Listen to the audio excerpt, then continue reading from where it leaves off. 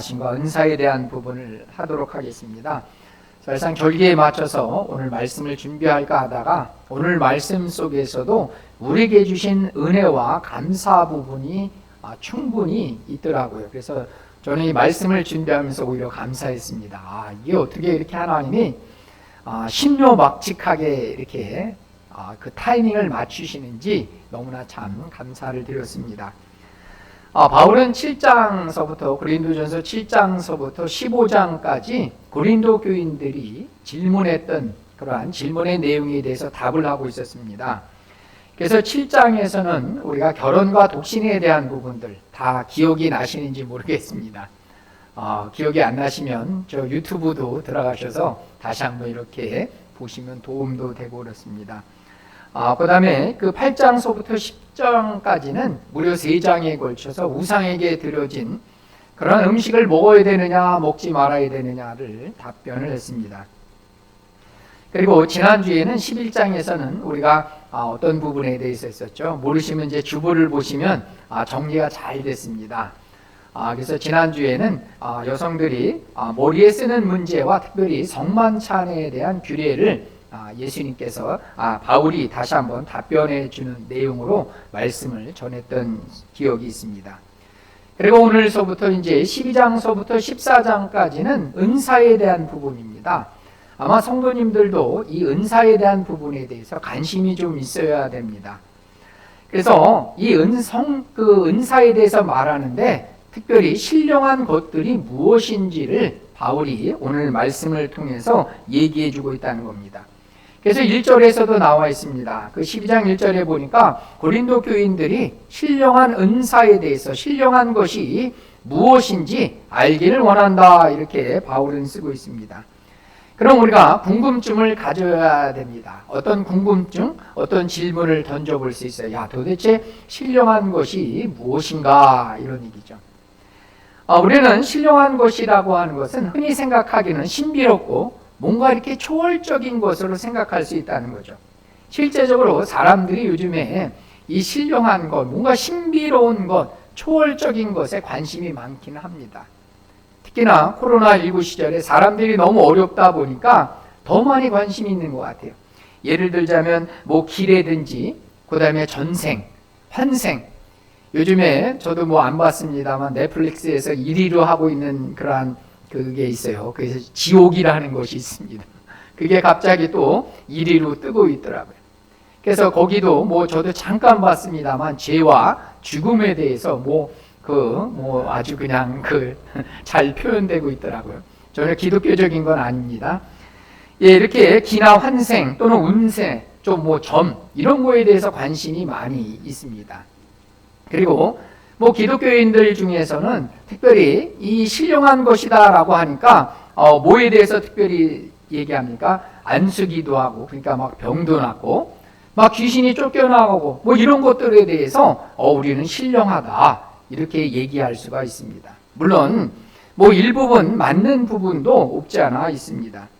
그러나 오늘 바울이 얘기하는 신령한 것이라고 하는 것은 다른 관점에서 접근하고 있다는 겁니다. 특별히 고린도전서 14장 1절에 뒤쪽 이제 오늘 12장을 하고 있죠. 그래서 12장, 13장, 14장이 은사에 대해서 얘기하는데 그 14장 1절에 보니까 사랑을 추구하며 신령한 것들을 사모하되 특별히 예언을 하라고 하라. 그러면서 이 신령한 것이 무엇이냐라고 했을 때 은사를 사모하라. 그래서 이제 다음 주 중에는 그 은사 중에 가장 큰 것이 무슨 은사일까요? 사랑의 은사죠. 사랑에 대한 부분을 함께 또 나누려고 합니다. 그래서 바울은 특별히 이 신령한 것들은 은사다라는 부분을 얘기해주고 있다는 거죠.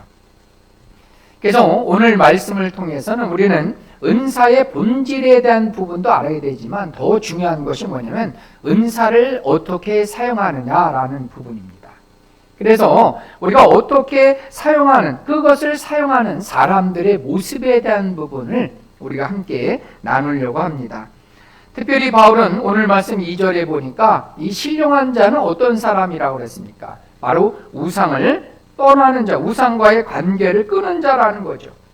그래서 이 신령한 것들에 대해서 몰랐을 때는 말 못하는 우상에게 끌려가는 존재로 살았다는 거죠. 그러나 이제는 진짜 그 신령한 것, 하나님이 기뻐하시는 것이 무엇인지를 아는 사람은 더 이상 우상이 이끄는 대로 살아가지 않는다는 얘기를 하고 있다는 겁니다. 그렇다면 이 바울이 얘기한 그 신령한 자의 모습이라는 것은 결국은 그 하나님의 뜻대로 성령을 받아서 성령의 나타나신 대로 사는 하나님의 뜻대로 살아가는 사람들이 신령한 겁니다. 여러분이 뭐 귀신을 쫓거나 아니면 신유 방언의 은사 이런 것이 없어도 하나님의 뜻을 행하는 사람이 영적으로 충만한 사람이라는 얘기입니다. 그래서 오늘 세 가지를 통해서 우리는 성령의 나타나심에 대한 세 가지 부분을 함께 나누는데요. 그 첫 번째는 성령은 하나님을 주라고 고백하게 하십니다. 우리 성령이 나타나는 사람들의 가장 중요한 특징이 뭐라고요? 주님이라고 고백할 수 있다는 거예요. 아멘이시죠? 주님이라고 고백할 수 있는 사람은 성령이 어디 계신 거예요? 내 안에 계시다는 거예요. 내 안에 계시다는 거예요. 그래서 우리 3절에 보면 우리는 3절 말씀을 한번 성경을 보면서 한번 읽어볼까요? 고린도전서 12장 3절입니다. 그러므로 내가 너희에게 말하노니 하나님의 영으로 말하는 자는 누구든지 예수를 저주할 자라 하지 아니하고 또 성령으로 하지 아니하고는 누구든지 예수를 주라고 할 수 없다는 거죠. 그래서 이 성령 하나님은 예수님께서 보내신, 예수님이 부활 승천하신 다음에 보내신 보혜사 성령 하나님이세요. 그 보혜사 성령님이라는 것은 우리와 영원토록 우리 곁에 함께 하시는 하나님으로 이 땅에 보내셨다는 거죠. 그래서 이 예수님을 믿는 사람들은 하나님께서 이 성령을 선물로 주십니다. 믿고 고백하는 모든 사람들에게 성령을 주신다고 약속하셨어요. 그래서 우리가 사도행전 2장 38절 말씀을 함께 읽어보도록 하겠습니다. 베드로가 이르되 너희가 회개하여 각각 예수 그리스도의 이름으로 세례를 받고 죄사함을 받으라. 그리하면 성령의 선물로 받으리니.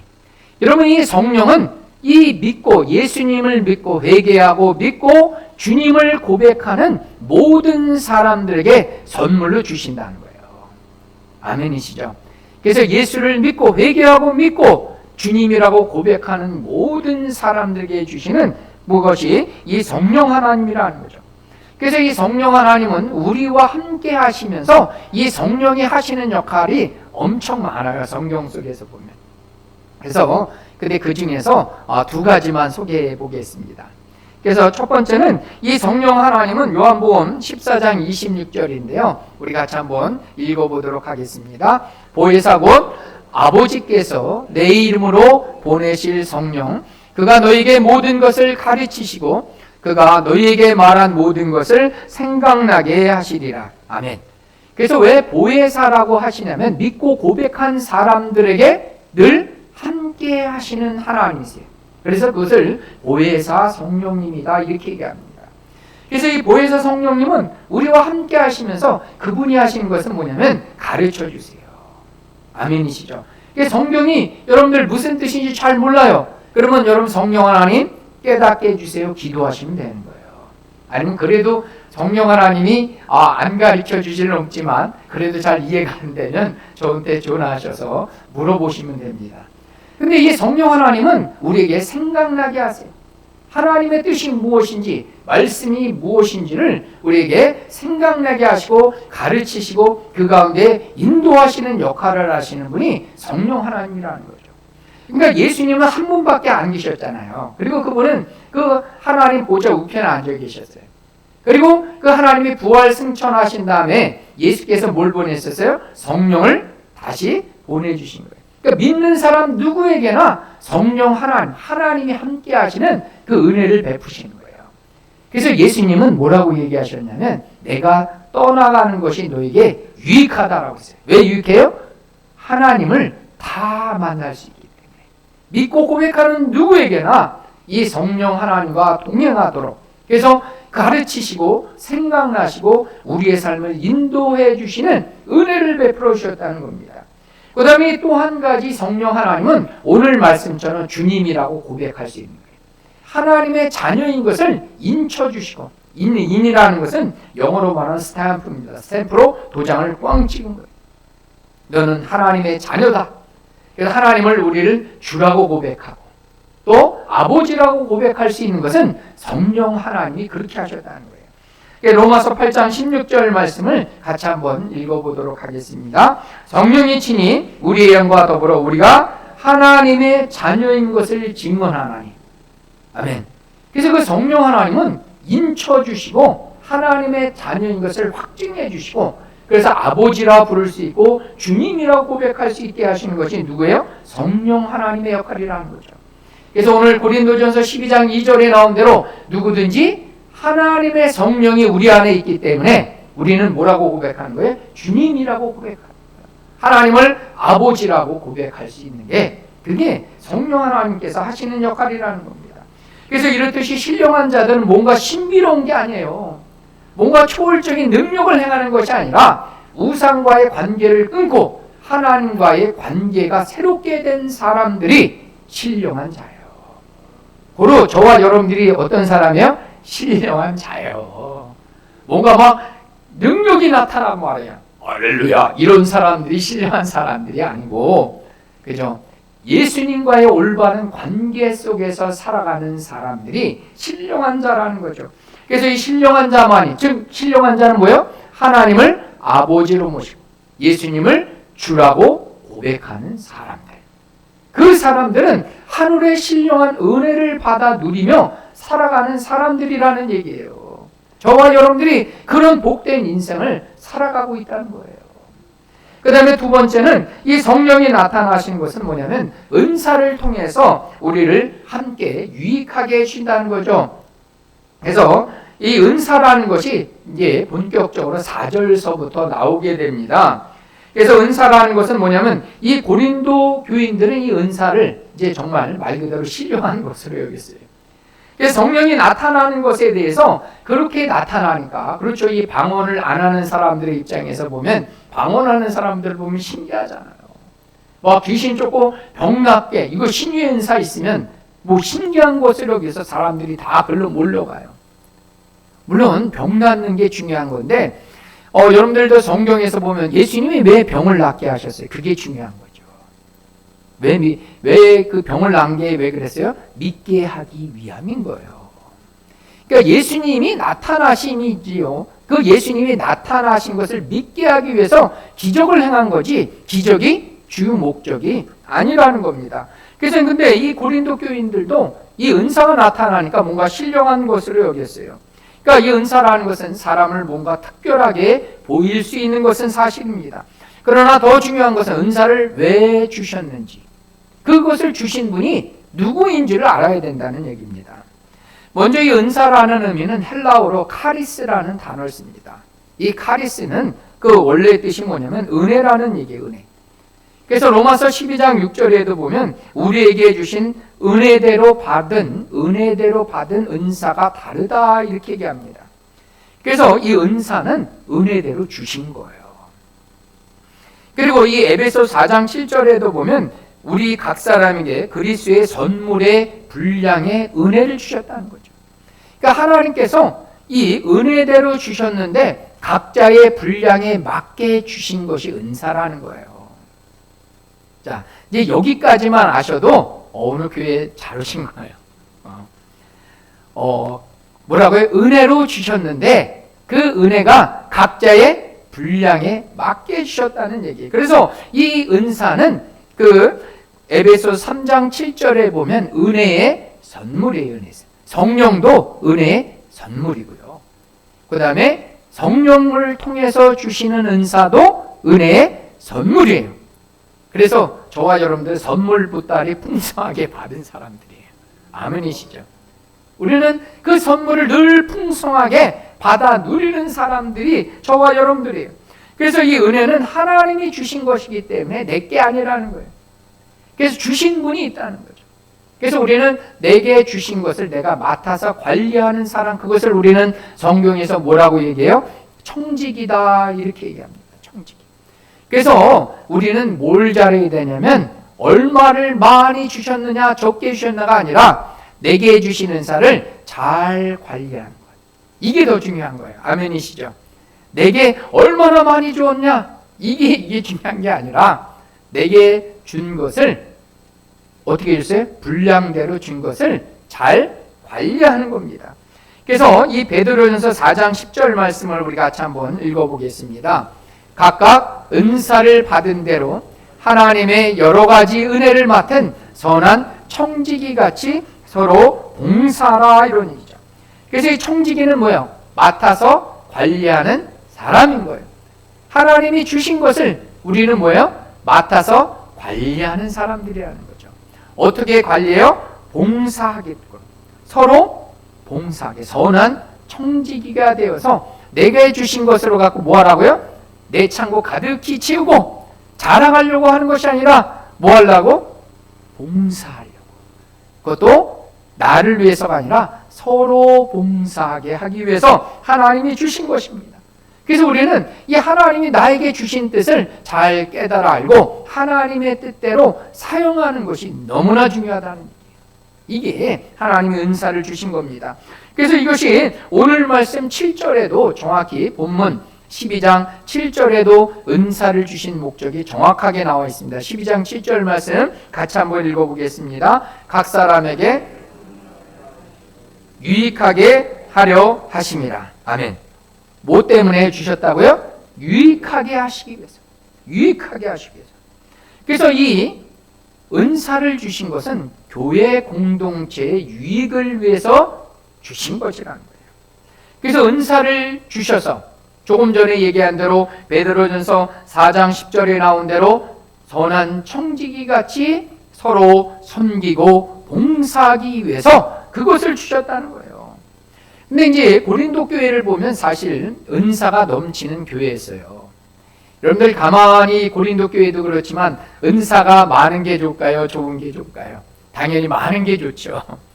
근데 고린도 교회는 은사가 많았어요. 그러다 보니까 오히려 뭐가 많았어요? 예, 문제가 많았어요.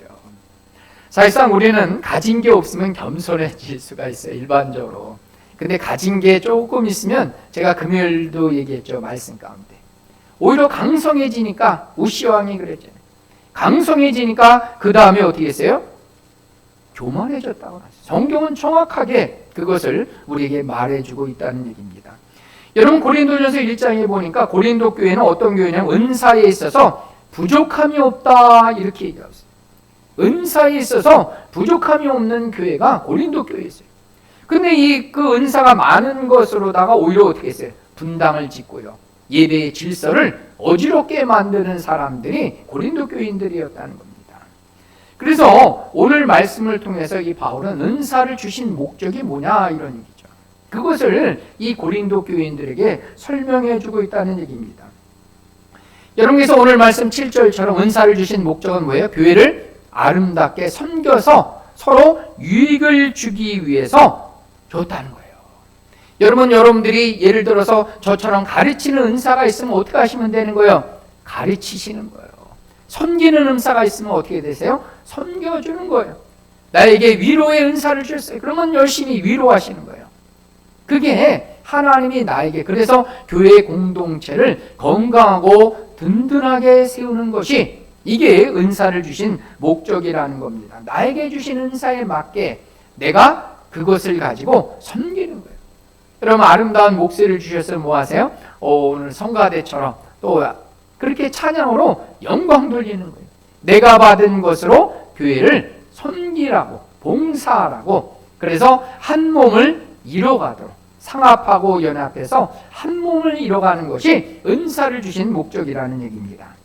그 다음에 세 번째로 각 사람의 분량대로 주셨다는 거죠. 세 번째는 각 사람의 분량대로 하나님께서 은사를 주셨다는 거죠.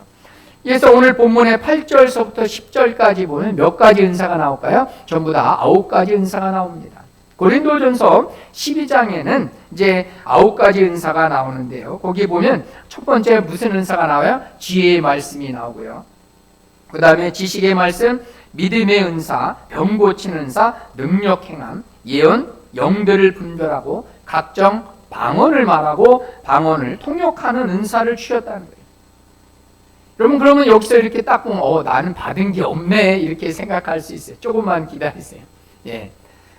이렇게 하나님이 이 은사가 이제 다 다르는데 이 고린도전서 12장에는 9가지 은사가 나왔습니다. 여러분 이렇듯이 은사가 사람마다 다 다를 수 있다는 거예요. 근데 이 중요한 게 뭐냐면 은사를 주신 분이 누구냐면 성령 하나님이 주셨다는 거예요.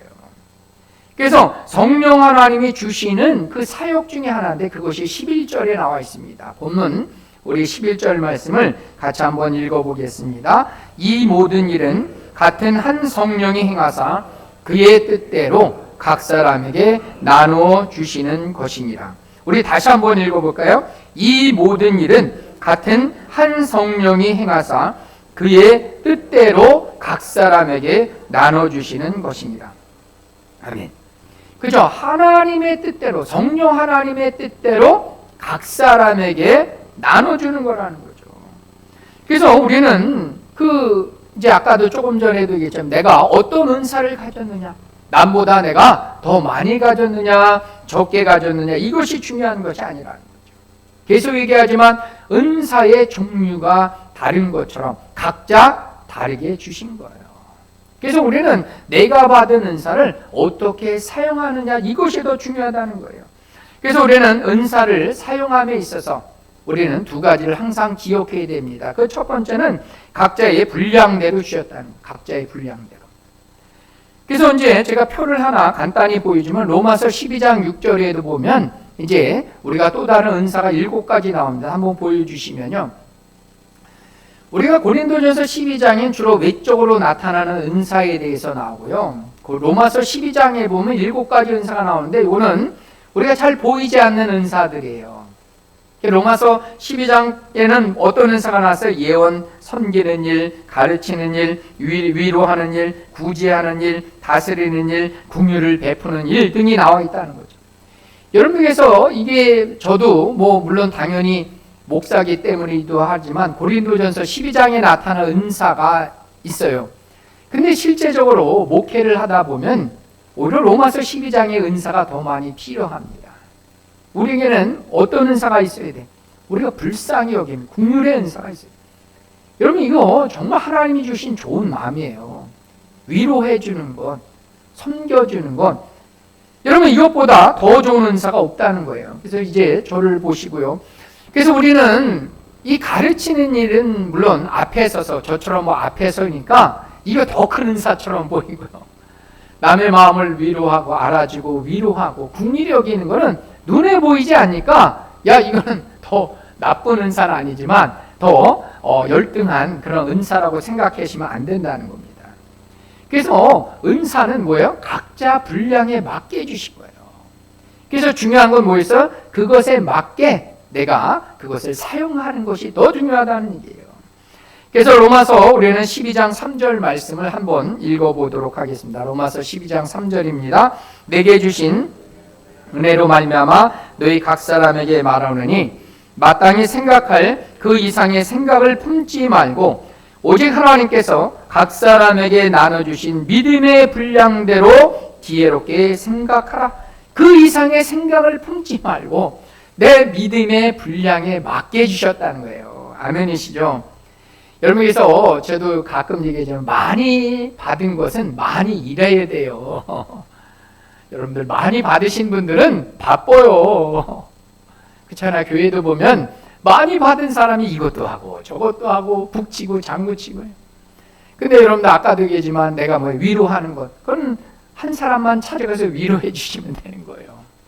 그래서 이 은사는 뭐예요? 믿음의 분량대로 나에게 주신 거예요. 왜 그것밖에 안 줬냐가 아니라 그것만큼 주신 거예요. 그게 하나님의 은혜입니다. 그래서 우리는 늘 기억해야 됩니다. 내 분량에 맞게 주셨구나. 항상 이것을 기억하셔야 돼요. 우리는 물론 더 좋은 집, 그죠? 더 좋은 차, 더 좋은 가족, 그죠? 거기다가 남편도 더 좋은 남편, 그렇게 생각하시면 안 되는 거예요. 아시죠? 뭔 얘기인지요? 내게 주신 남편과 아내, 가족들, 그죠? 우리 집, 이런 모든 것이 내 분량에 맞게 해주신 거예요. 아멘이시죠? 그래서 우리는 옆에 계신 분 한번 고백해 보도록 하겠습니다. 당신은 하나님께서 나에게 주신 최고의 선물입니다. 이렇게 한번 고백해 볼까요? 당신은 뭐 딸이면 딸은, 그다음에 아내는, 남편은, 우리 집사님은, 장로님은 나에게 주신 최고의 선물입니다. 성도님은 나에게 주신 최고의 선물이에요. 앞에 있는 목사는 여러분에게 준 최고의 목사입니다. 아멘 소리가 작아서 다시 한번 해야 되네. 앞에 있는 목사는 여러분에게 주신 최고의 목사입니다. 예, 그렇게 여기셔야 되는 거예요. 다른 목사 없나? 이렇게 하면 뭐야, 자꾸만 비교하게 되고, 그저 설교하면 짜증나고 들으면 그런 거예요. 그래서 우리는 최고의 선물로 여기셔야 돼요. 왜냐하면 하나님은 그 분량대로 주신 거예요. 여러분들 뭐 제가 설교할 때 만약에 헬라어 교수였으면 맨날 헬라어 하면 어떻게 하시겠어요? 근데 저도 뭐 요즘 이제 금요일 날도 저도 느낀 거지만 설교가 길어지고 있다는 거에 대해 제가 느낍니다. 그래서 아내가 그런 얘기를 하더라고요. 7살만큼 아이 많고 할 정도로 쉽게 좀 하라고. 그래서 제가 참 아무튼 제 수준을 낮추는 게 아니라 제 마음의 수준을 낮추도록 노력해 보겠습니다. 어쨌든 우리에게 주신 최고의 선물로 여기셔야 된다는 거예요. 최고의 선물로. 그래야지만 뭐 해야 돼요? 우리가 감사가 나오는 거예요. 그래야지만. 안 그러면 뭐예요? 왜 이것밖에 안 줬을까? 왜 우리 집은 왜 이 모양이고? 그죠? 내 남편은 아내는 왜 그 모양 그 꼴일까? 그게 아니라 뭐라고요? 그 분량에 맞게 주신 거예요. 다시 한번 아멘이시죠? 그 분량의 은혜대로 주신 거예요. 그래서 우리는 그래서 나올 게 뭐밖에 없는 거예요? 감사밖에 없는 거예요. 나에게 이만큼 주신 거에 감사해야 돼요. 더 많이 주시면 감당을 못할 수도 있어요. 솔직히 말씀드리면 그렇잖아요. 제가 은사 더 많아 보세요. 그렇죠. 엄청 딴 일로 바쁠 수도 있어요. 그래서 그 은혜대로 우리에게 주신 것에 감사해야 된다는 얘기입니다. 그 다음에 우리는 또 한 가지 기억해야 될 것은 아까도 얘기했지만 주신 하나님의 뜻대로 주셨다는 거예요. 뜻에 맞게. 그래서 하나님의 뜻을 이루기 위해서 그 뜻에 맞게 주셨다는 거예요. 그래서 나에게 주신 것을 하나님의 뜻 가운데 사용하시는 거예요. 그 하나님의 뜻은 뭐였어요? 유익하게 하는 거예요. 나의 유익을 구하는 것이 아니라 교회의 유익을 위해서 내가 받은 은사를 사용하시는 거예요. 그래서 내가 가르치는 은사가 있으면 이제 열심히 가르치세요. 뭐 국리적이고 불쌍히 여기고 그 다음에 그래서 전도의 은사가 있다면 열심히 전도하시고 섬기는 것이 있으면 열심히 교회 청소해 주시고 그게 여러분들이 받은 은사대로 행하시는 거예요. 그게 그래서 서로 간에 유익하기 위해서 하나님이 주신 선물을 하나님의 뜻대로 사용하는 것이 그것이 하나님이 기뻐하시는 일이라는 겁니다.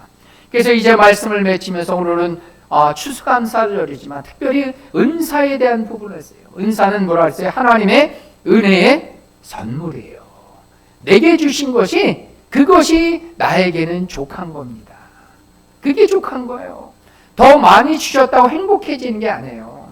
나에게 주신 것을 오히려 족한 것으로 하시고 나에게 아내와 남편, 집, 그죠? 나에게 합당하게 주셨다는 것 기뻐하시고 두 번째는 어떻게 돼요? 하나님 뜻대로 사용하시는 겁니다. 나에게 주신 것을 합당하게 주님이 기뻐한 일에 쓰면 그게 하나님의 영광이 되고요. 그리고 그것을 기뻐하며 감사하며 쓰는 사람은 하나님이 어떻게 하세요? 더욱 기쁨이 넘치게 하시고요. 더욱 감사가 넘치는 삶을 살게 하셔서 우리 교회가 여러분의 가정이 더욱더 기쁨과 감사로 넘치시는 복된 교회와 가정이 될 줄 믿습니다. 아멘.